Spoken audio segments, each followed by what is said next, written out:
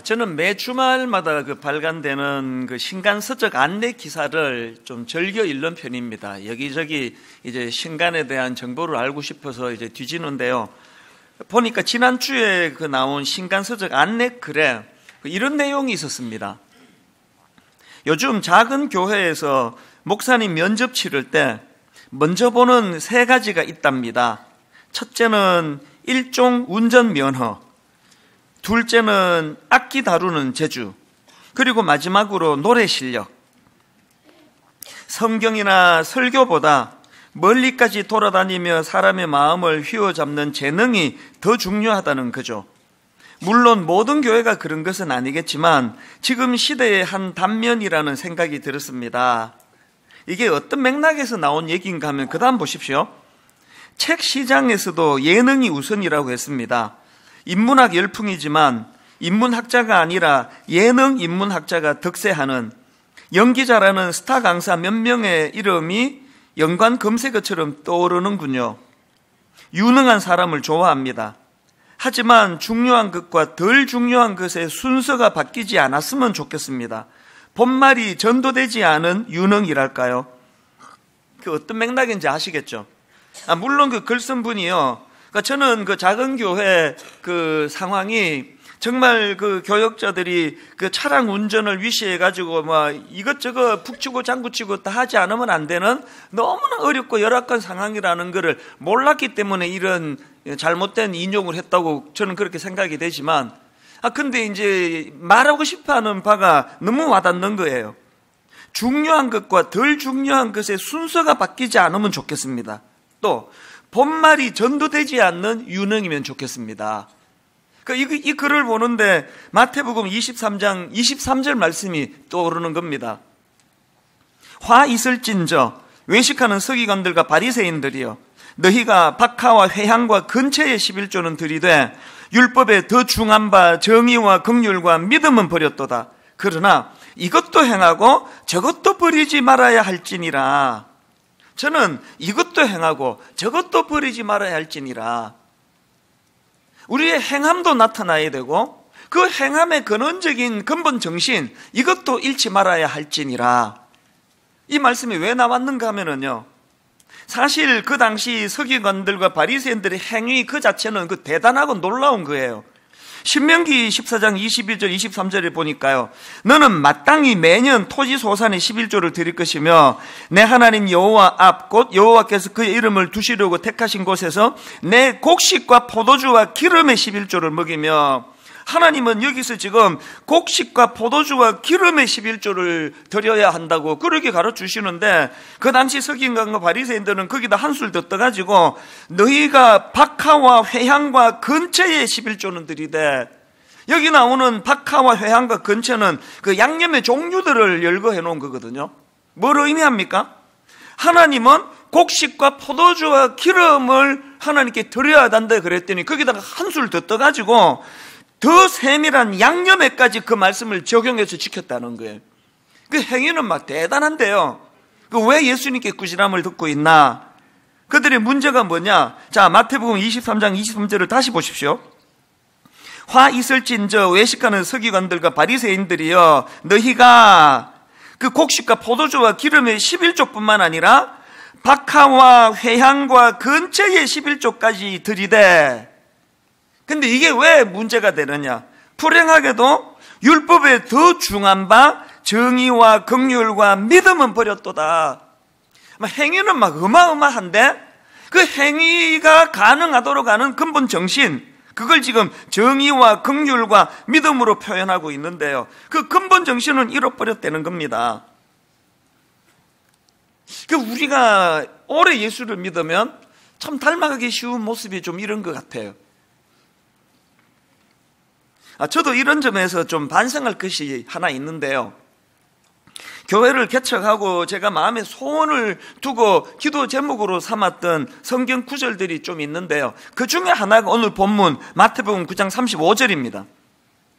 예수께서 모든 도시와 마을에 두루 다니사 그들의 회당에서 가르치시며 천국 복음을 전파하시며 모든 병과 모든 약한 것을 고치시니라. 여기 나오는 가르치시며 전파하시며 고치시니라, 이 세 가지는요, 예수님 이 땅에 오셔서 행하셨던 엄청난 그 모든 사역을 정리해서 세 가지로 정리한 게 이거예요.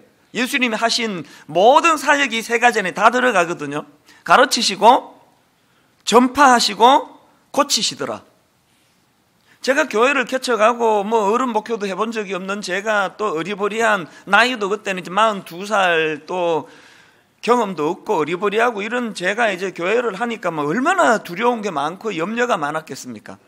그래서 제가 하나님께 이 구절을 가지고 절박하게 매달렸습니다. 하나님, 분당 우리 교회가 건강한 교회가 되기 위해서는 주님이 행하셨던 그 역사들 가르치시고 전파하시고 고치시는 이 사역이 우리 교회 안에 일어나기를 원합니다. 정말 간절히 매달렸거든요.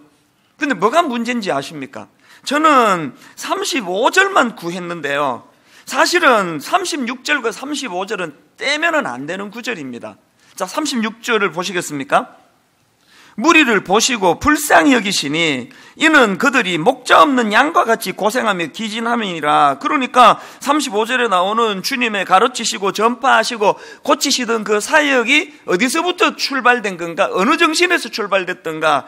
무리를 보시고 불쌍히 여기시는 마음, 목자 없는 양처럼 유리방황하는 그들에 대하여 불쌍하게 보시는 그 근본적인 주님의 마음, 거기서부터 나온 게 가르치시고 전파하시고 고치시는 건데, 저는 그 정신에 대해서는 36절에 대해서는 관심이 별로 없고 눈으로 보여지는 아버지 이 교회가 구색을 잘 갖추어 가지고 가르치시고 전파하시고 잘 고치는 그런 교회가 되기를 원합니다. 병 잘 낫는 교회가 되면 얼마나 좋겠습니까? 그런 생각만 제가 하고 있었던 게 이게 잘못된 생각이더라는 거예요.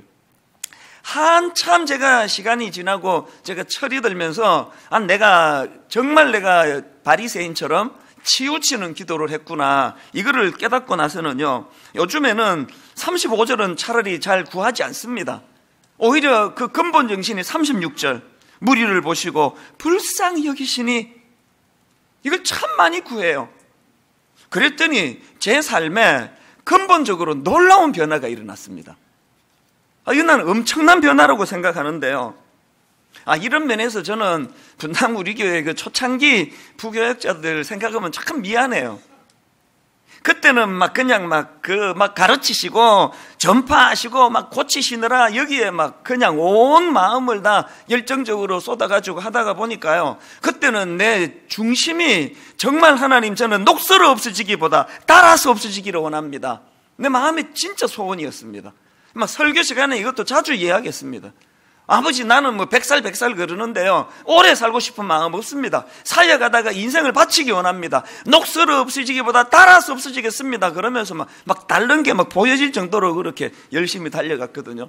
그래가지고 그때는요, 특별 새벽 부흥회, 봄에 40일 특별 새벽 부흥회, 가을에 40일 특별 새벽 부흥회, 또 연말에 2주 또 특별 새벽 부흥회, 지금 아마 하고 있을 때예요. 지금이 초창기에 등록 안 한 거 진짜 잘하신 거예요.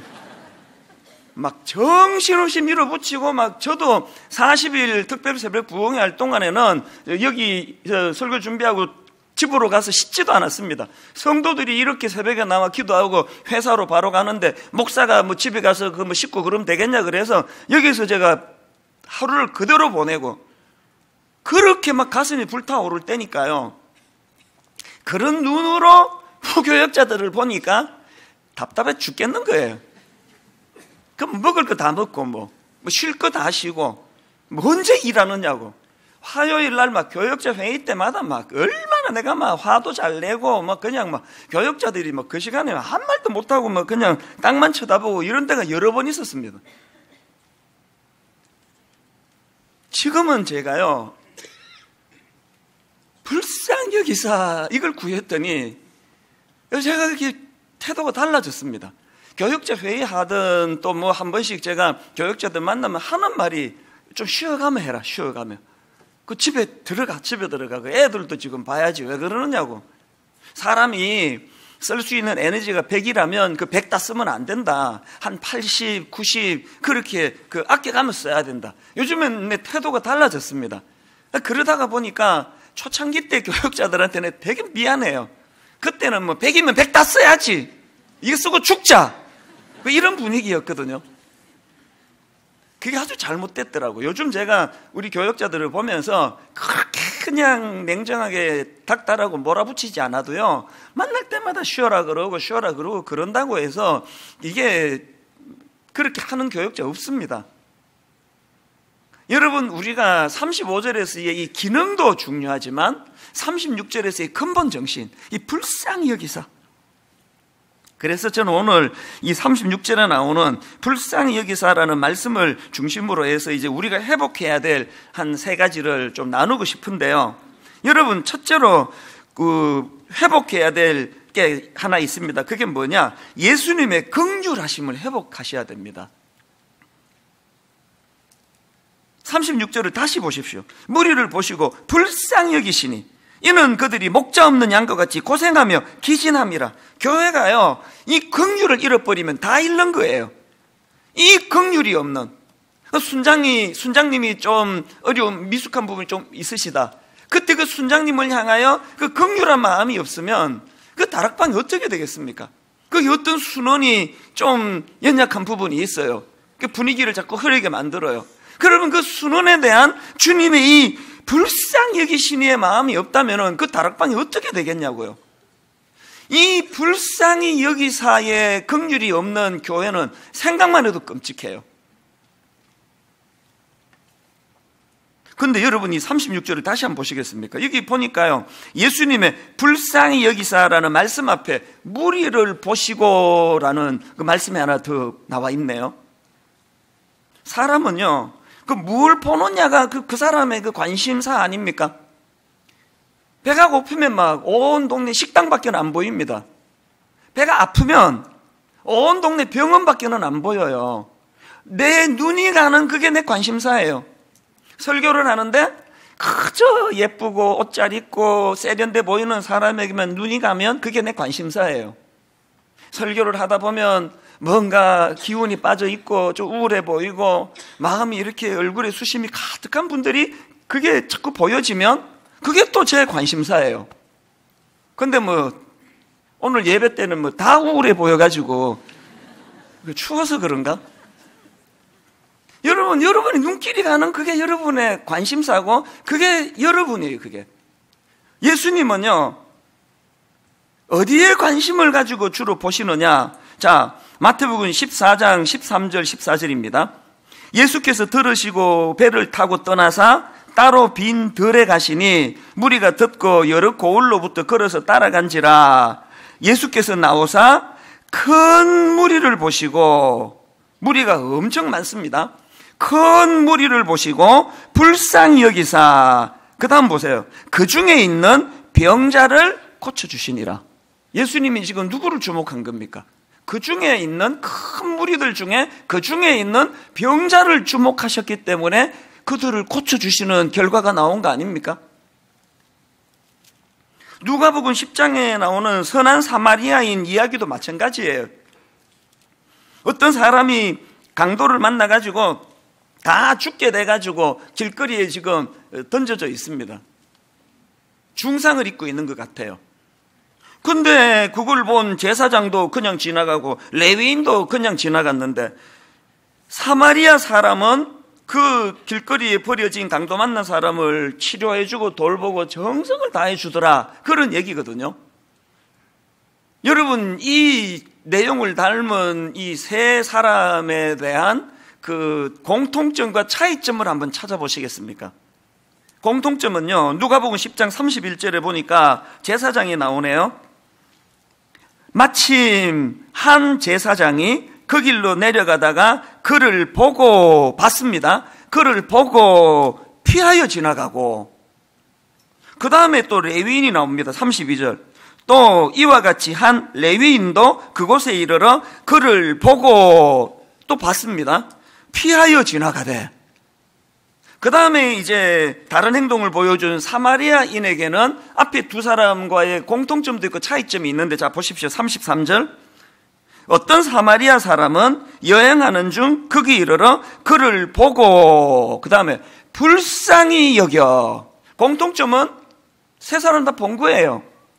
불쌍히 여겨의 마음으로 눈으로 본 사람은 사마리아 여인이에요. 이게 행동이 갈라지는 거예요. 어떤 눈으로 그를 보느냐? 다락방에서 눈에 자꾸 거슬리게 하는, 혹은 어떤 약점이 있는 어떤 사람이 있는데 그 사람을 내가 어떤 눈으로 보느냐가, 그를 보고가 그 사람에 대한 태도를 결정짓는다는 거예요. 탕자의 아버지도 마찬가지 아닙니까? 그 둘째 아들 그 탕자는 그거 완전 폐륜아 아닙니까? 아버지가 돌아가셔야 자기 몫을 요구할 수 있는데, 멀쩡히 두 눈 뜨고 살아계시는 아버지, 돌아가시지도 않았는데 유산 내놓으라고 얼마나 집요하게 요구했으면 그 자식 이기는 부모 없다고. 그래가지고 그냥 돌아가시지도 않은 상태에서 아버지 유산 챙겨가지고 허랑방탕하게 쓰다가 결국은 그냥 돼지 쥐엄 열매, 돼지우리에서 지내던 냄새 펑펑 나는 그놈의 자식이 다시 집으로 돌아오는데, 아버지가 너 이미 호적에서 팠다. 넌 내 자식 아니다. 그렇다고 해서 거기에 누가 항변할 수 있습니까? 그런데 아버지는 말로 다 할 수 없는 그 큰아들이 상처받을 정도로 그를 환대해 주시지 않습니까? 이게 어떻게 가능했는지 아십니까? 누가복음 15장 20절을 보십시오. 이에 일어나서 아버지께로 돌아가니라. 아직도 거리가 먼데 아버지가 그를 보고 측은히 여겨 달려가 목을 안고 입을 맞추니. 아버지가 보셨는데요, 측은히 여기셨어요. 측은히. 다시 말씀드리지만 교회는 이거 이러면 다 잃는 거예요. 여러분이 막 성경 지식이 탁월하고 그냥 그 서기관과 바리새인들처럼 하나님께서 곡식 바쳐라 그러면 그 향까지 다 바칠 정도로 열심을 낸다 할지라도, 여러분 내면에 불쌍히 여기사의 정신이 없다면 여러분은 하나님 앞에서 건강한 크리스찬은 아닙니다. 제가 수많은 사람들을 상대하다가 상처도 많이 받거든요. 정말 잠을 이루지 못할 정도로 그렇게 가슴을 후벼 파는 그런 사람도 있고, 정말 모든 마음으로 다 정성껏 다 해줬는데 거기다가 그냥 배신을 느끼게 만드는 이런 일을 겪으면은요, 어떨 때는 불면증도 와요. 잠이 안 오고 분하고. 제가 이런 일들을 몇 번 겪다가 보니까 이 마음의 번뇌가 언제 회복이 되는지 아세요?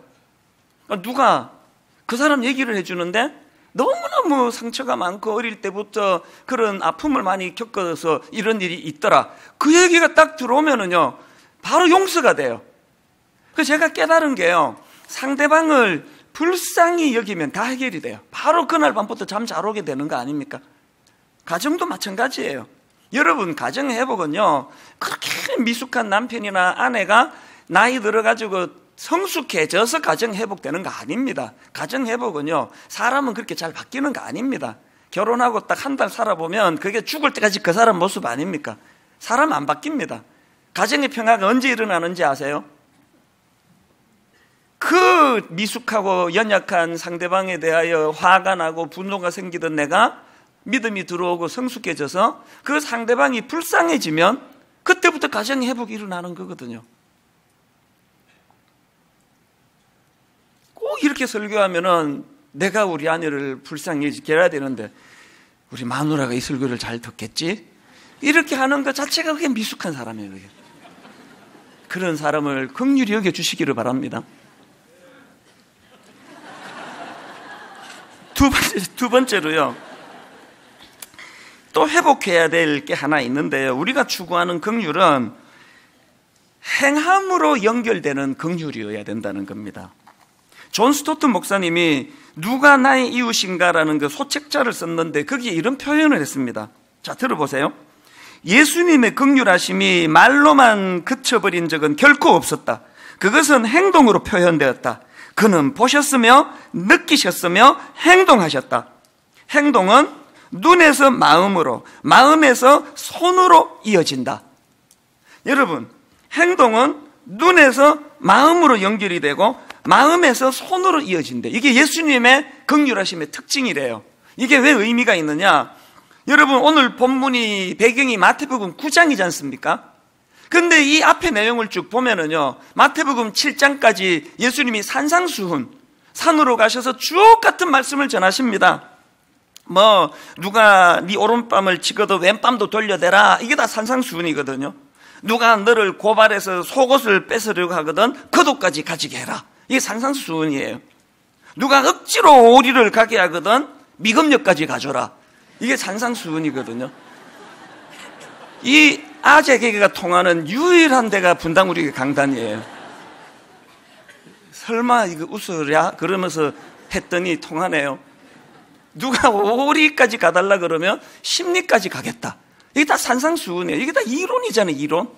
예수님이 이런 이론의 가르치심을 하시고요. 이제 8장에 보면은 산에서 내려오세요. 가르침을 다 끝내시고 8장 1절을 보세요. 예수께서 산에서 내려오시니 수많은 무리가 따르니라. 그렇게 예수님이 이론을 가르치시고 산에서 내려오시자마자 제일 먼저 한 게 한센시 병 환자를 고쳐주는 일을 하세요. 2절입니다. 한 나병 환자가 나와 절하며 이르되 주여 원하시면 저를 깨끗하게 하실 수 있나이다 하거늘. 그래서 그 한센시 병 환자를 고쳐주시는데요, 그 과정에서 손이 등장을 해요. 자, 3절입니다. 예수께서 손을 내밀어 그에게 대시며 이르되. 손이 나오죠. 그런가 하면 이제 그 다음 9장으로 넘어가 가지고요, 관리의 딸이 죽었는데 그 관리가 요청하는 그 장면에도 손이 등장을 해요. 마태복음 9장 18절. 예수께서 이 말씀을 하실 때에 한 관리가 와서 절하며 이르되 내 딸이 방금 죽었사오나 오셔서 그 몸에 뭘 얹으라 그럽니까? 손을 얹어 주소서. 손이 나와요. 또 9장 29절에도 시각장애인을 고쳐주시는데요, 그때도 손이 등장을 해요. 자, 9장 29절이요. 이에 예수께서 그들의 눈을 손으로 만지신 거 아닙니까? 만지시며 이르시되 너희 믿음대로 되라 하시니. 여기도 시각장애인의 그 눈을 고쳐주시는데 손이 사용됐습니다. 지금 이렇게 본문 직전까지 계속 반복적으로 이제 손이 강조가 되는데, 이건 왜 그러냐면요, 그 당시 유대가 속한 고대 근동 지역 문화 속에서 이 손이라는 거는 능력을 상징하는 거예요. 힘을 상징하는 겁니다. 그래서 구약에도 이 손과 관련된 표현이 가끔 나오지 않습니까? 예를 들면 이사야 59장 1절, 여호와의 손이 짧아 구원하지 못하심도 아니요. 자, 여러분 정리해 보세요. 마태복음 7장까지 이론을 가르치셔서 산상수훈, 이론을 가르치시고 산에서 내려오시자마자 손으로 힘을 상징하는, 당신이 가지고 있는 능력을 상징하는 손을 가지고 많은 긍휼을 베풀어 주시고, 그리고 나오는 게 오늘 본문이에요. 뭘 의미할까요? 존 스토트 목사님의 설명이 다 이걸 담고 있습니다. 행동은 눈에서 마음으로, 마음에서 손으로 이어진다. 이게 예수님의 긍휼의 특징이에요. 우리도 긍휼이 있습니다. 우리도 불쌍히 여김이 있습니다. 그런데 문제는 우리의 긍휼은 주로 드라마 볼 때, 영화 볼 때 작동되는 긍휼이에요. 막 영화 보면은 그 주인공이 어려운 일 당하면 눈물을 줄줄 흘려요. 그게 예수님의 긍휼과 같은 거예요. 불쌍해서 어떡하나? 그 영화 보고 나오면은 추운데 짜장면 먹으러 가자. 그러고는 긍휼이 요 가슴에서 다 사그라들어 버리는 거예요. 우리의 긍휼의 치명적인 문제가 그거예요.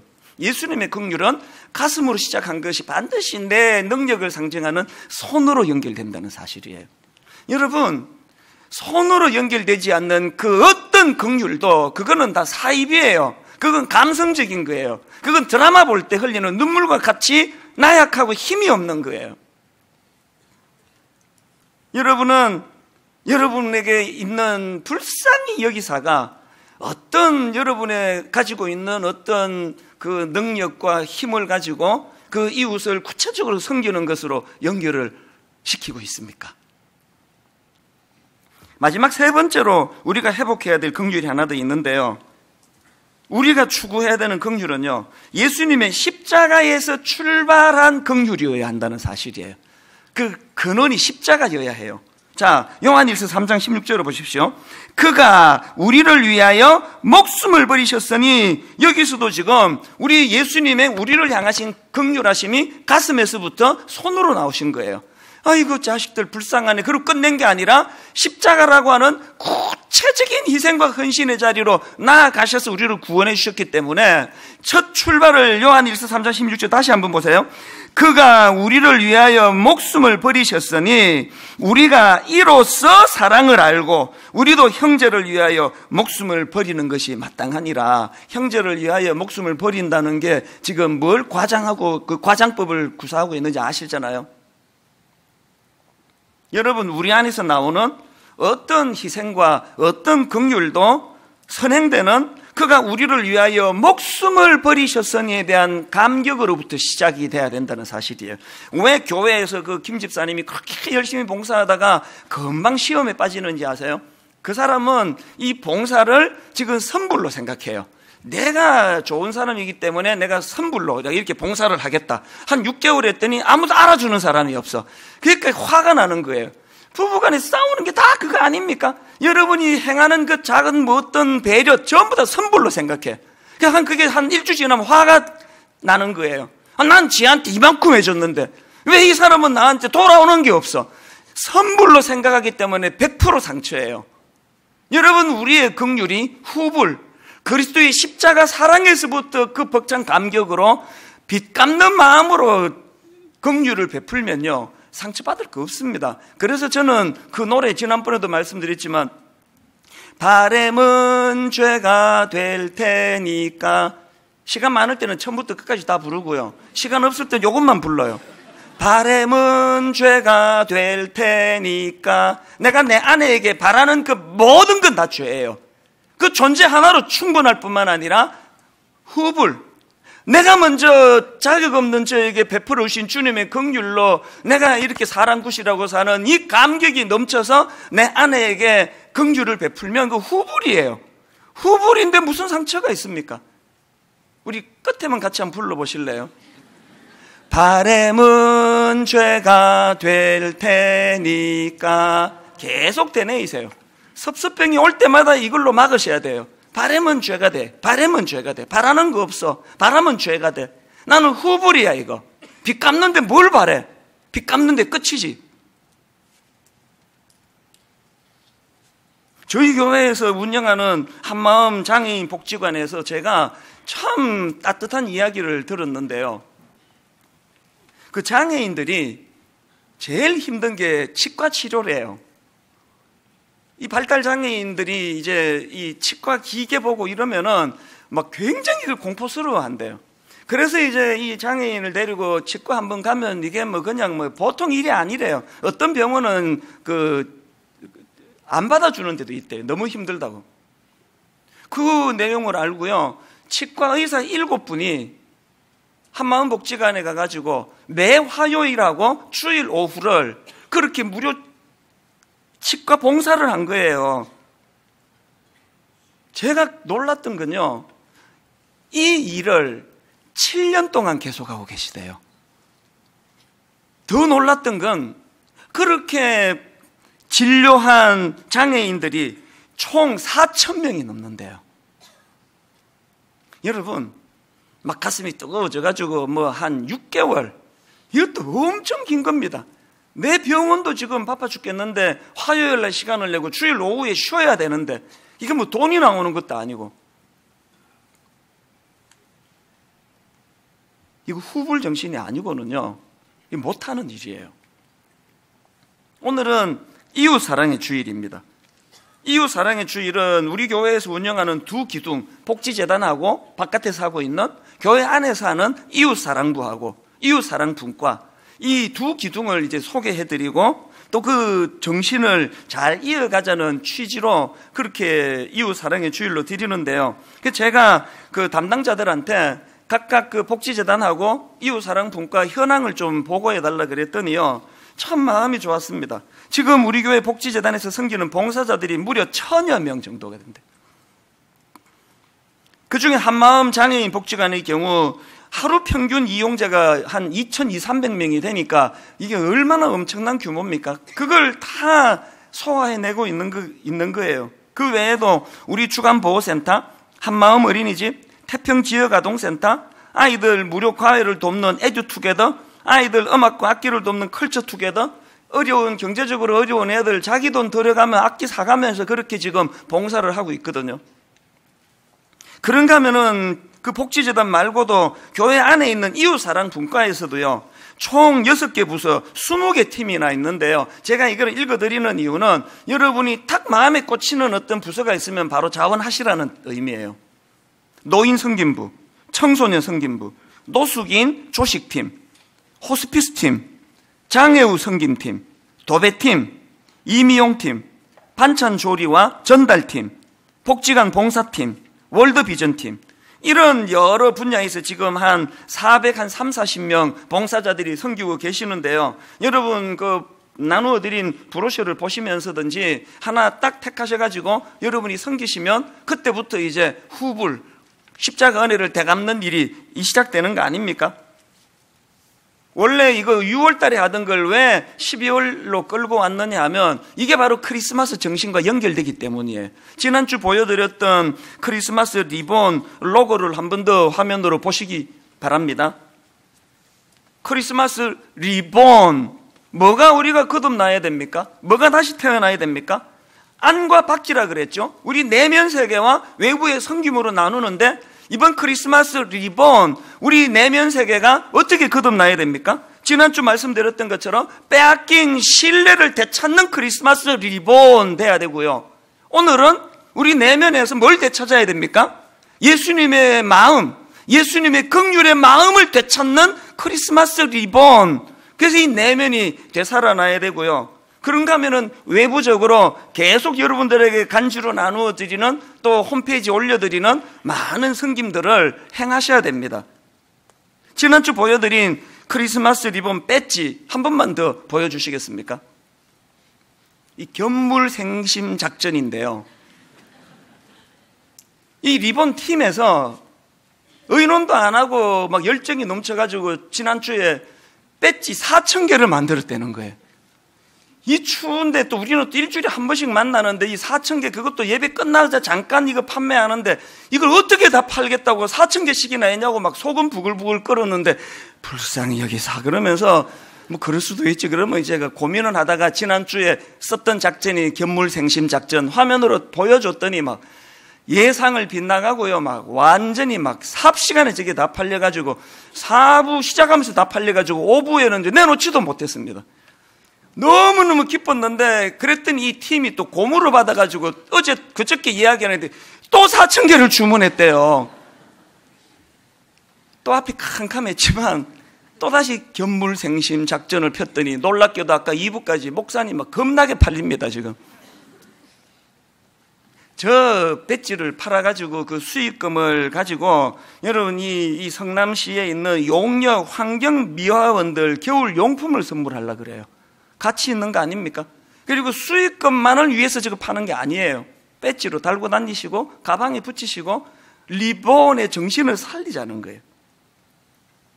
그리고 또 한 가지 밖으로 크리스마스 정신을 살릴 중요한 행사가 하나 있는데요. 이번 성탄절에는 시골의 미자립 교회를 좀 섬기자. 우리는 이렇게 풍요한 크리스마스를 보내는데, 그래가지고 여러분 오는 토요일 10시에 옆에 그 체육관에서 큰 행사를 시작합니다. 한 160개 교회 일일이 다 전화를 해서 그 의논을 다 한 내용인데요. 이번에 토요일 날 10시에 모여가지고 약 1,800박스 과자 상자를 만들어야 돼요. 1,800박스를 만들기 위해서 한 2시간 정도 이제 한 250여 명의 봉사자들이 체육관에서 이거는 성김과 누림이 동시에 일어나는 거라고 생각해요. 우리 교역자가 어느 교회에다가 이거 괜찮으시느냐고 전화를 드렸더니요. 전북 진안군에 있는 어느 교회는요. 출석 성도가 25명 정도 되는데 이분들이 이번 24일 저녁에 지역 주민들을 초청하는 성탄 행사를 열려고 했는데 세상에 하나님이 분당 우리 교회를 통해서 이런 선물을 마련해 주신다니 너무 감사하다고 기뻐하시더라는 거예요. 경남 사천에 있는 어느 교회는요, 고령의 어른들만 거주하시는 지역이래. 그래서 그 교회는 어른 2명이 출석하는 교회예요. 그런데 이 두 분이 대단하세요. 얼마나 그 아이들 전도를 많이 했는지. 어른 2명 모이는 교회에 놀라지 마세요. 아이들 30명이 모인대. 아이들 30명.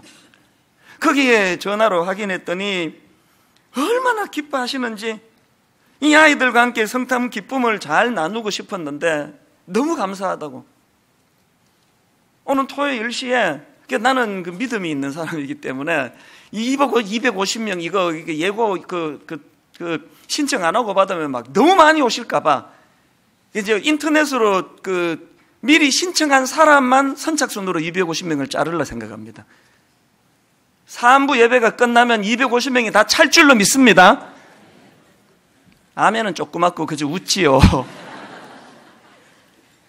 결론을 맺으면서요, 크리스마스는 우리가 누리고, 우리가 섬기고, 우리가 주님께 드리고, 이 기쁨이 안팎으로 일어나는 성탄절 되기를 바랍니다. 이번 성탄절 또 기쁜 거 하나 있습니다. 지난 창립 16주년 때 여러분들이 참 고맙게 헌금을 많이 해주셔가지고요, 이제 그 헌금을 가지고 우리 드림센터에다가 장애인 직업적응 훈련센터를 세워요. 화요일에 개소식을 합니다. 장애인 직업적응 훈련센터가 어떤 의미가 있는지 아십니까? 중증장애인으로 오래 마음에 상실감을 갖고 있던 우리 청년들이, 장애인들이요, 이제 자기들이 평생 뭔가를 자기들이 움직여서 월급을 받는 이런 일들에 대한 꿈을 꾸면서 희망이 생긴다는 거예요. 그래서 그 일들을 하면서 결혼하고 싶어요, 이런 고백을 하는 장애인이 생기고요, 여러 마음에 나 이거 사고 싶다, 월급 받아 이거 나 이거 사야 되겠다. 그래서 그 이름을 우리 꿈터로 정해. 우리 꿈터. 그 영상으로 기도 제목 삼으시라고 우리 꿈터 소개해드리고 오늘 말씀을 마치려고 하는데요, 영상으로 한번 봐주시기를 바랍니다.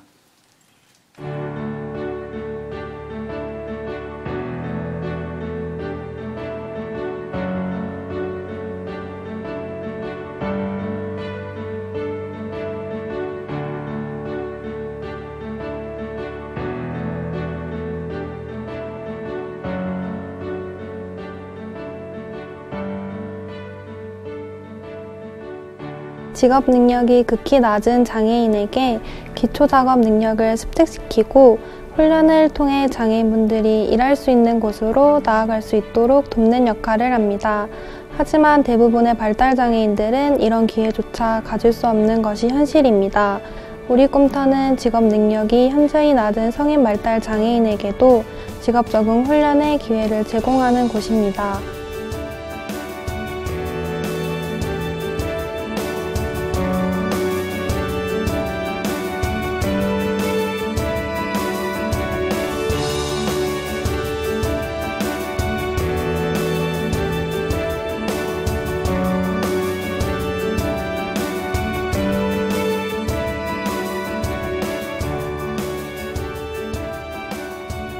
일하는 거 어떠세요? 즐겁고 행복해요. 너무 좋아요.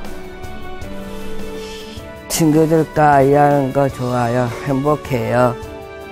이용자마다 특성과 능력이 다르기 때문에 프로그램에 참여하시는 모든 분들이 소외되지 않고 참여할 수 있도록 끝없는 관심과 지원이 필요한 것 같습니다. 항상 이용자들의 입장을 먼저 생각하는 우리 꿈터가 되도록 노력하겠습니다.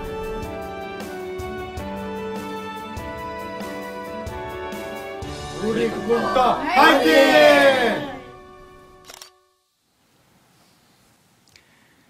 교회가 왜 이런 일을 해야 된다고요? 교회가 이런 일을 하는 데예요. 왜 그렇습니까? 예수님의 시선이 그곳에 머물러 있기 때문이에요. 여러분, 오늘 예배는요, 본당에서만 끝나지 않습니다. 그래서 제가 할 수 있는 대로 오늘 예배를 1분이라도 빨리 마쳐드리고 싶은 게, 마당에서 예배가 2부 예배가 계속이 됩니다. 한번 쭉 둘러보시고, 이 추운데 봉사자들이 정말 아침 1부 예배 때부터 나오셔가지고 여러 부스에서 지금 섬기고 계시는데, 한번 등 한번 두드려 주시고 함께 또 동참하시고, 그래서 우리 주님을 시원케 해드리는 주님의 긍휼. 그래서 오늘 우리 이 찬양 말씀을 기억하시면서 이 찬양 부르기 원하는데요.